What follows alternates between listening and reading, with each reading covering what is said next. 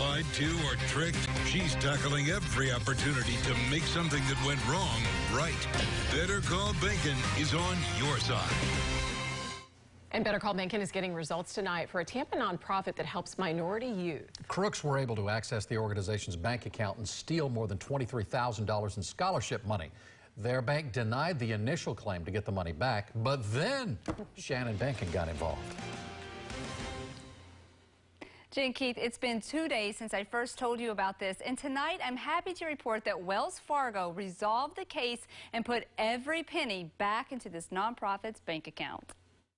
Heartless crooks stole more than $23,000 in scholarship money from Gentleman's Quest of Tampa, a nonprofit mentorship program for minority students, after tricking their way into the group's bank account. But after a little Better Call Bacon intervention, Wells Fargo reimbursed the charitable program and put every last penny back in their account. What did you think when you saw that big number?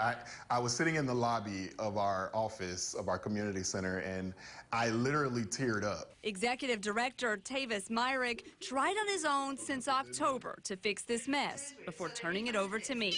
The trouble started when he received a call from a number that caller ID showed as Wells Fargo. The caller explained they were with the fraud department and someone in California was trying to Zelle themselves money. Tavis ended up mistakenly sharing a code with the thief, who used it to wire themselves money. After an internal investigation, Tavis says Wells Fargo denied his refund request, saying it was his fault that he gave out the code. Well, I asked for a second investigation, and that did the trick. This is a testament of holding true to what you believe, and now we're going to be able to provide the scholarships that we promised our kids. We're going to be able to do additional college tours, exactly what we do every year, which is creating new experiences for our students. What's your advice to others that might get phone calls like that? Hang up the phone when they call and call your bank yourself. Because if it's truly the bank, when you call back, they're going to know whatever is going on.